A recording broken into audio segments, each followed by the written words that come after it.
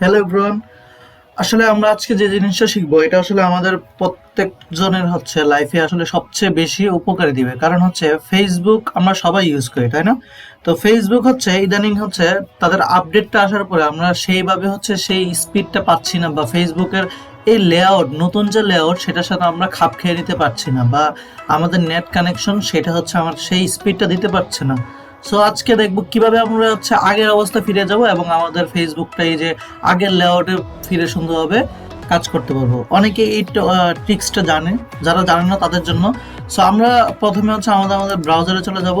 সেখানে আসার পরে দেখেন এটা হচ্ছে বর্তমানে যে ফেসবুকটা আছে বা তার হচ্ছে আপডেট ভার্সন যেটাই রাখবো।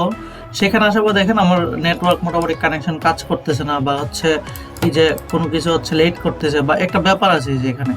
সো এই সবারই এরকম থাকে, ঠিক আছে? এটা আমার একটু আগে সেট আপ করার কারণে আমাকে আগের ভার্সন দেখাচ্ছে বাট কাজ করতেছে না।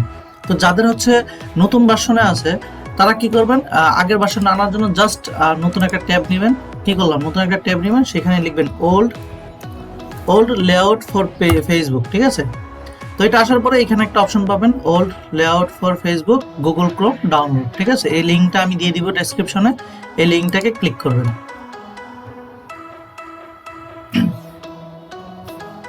জাস্ট লিঙ্কটা ক্লিক করবেন। ক্লিক করার পরে হচ্ছে ক্লিক করার পরে দেখেন এখানে আসবে অ্যাড টু ক্রোম, অর্থাৎ আপনি যদি ক্রোম ব্রাউজার ইউজ করেন জাস্ট হচ্ছে কি ক্রোমে অ্যাড করে দিবেন। এই যে অ্যাড ক্লিক করলাম, এটা হচ্ছে অ্যাড এক্সটেনশনে ক্লিক করে দিবেন, অ্যাড এক্সটেনশন অ্যাড হয়ে যাবে। এই যে দেখেন ডাউনলোড হয়ে গেল। তো এই পর্যায়ে কি করবেন, এই যে আপনার যে এই পাশে দেখেন আপনার যে সাইন আপের সাথে দেখেন একটা বাটন আছে, এই এক্সটেনশনটাকে ক্লিক করবেন, এখানে ক্লিক করবেন।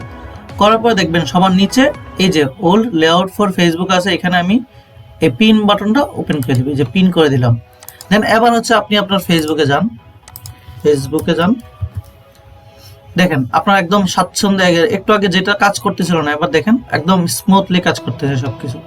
দেখতে পাচ্ছেন একদম স্মুথলি কাজ করতেছে, অর্থাৎ আমি আমার আগের যে লেআউটটা সেটা চলে আসছে, এবং এখান থেকে আপনার যতক্ষণ পর্যন্ত এই লেআউটটা থাকবে আমার রিমুভ করবো না, ততক্ষণ পর্যন্ত আমি আমার এই সিস্টেমে কাজ করতে পারবো, এবং নাকি স্মুথলি আগের মতো যেভাবে কাজ করতাম সেভাবে করতে পারবো।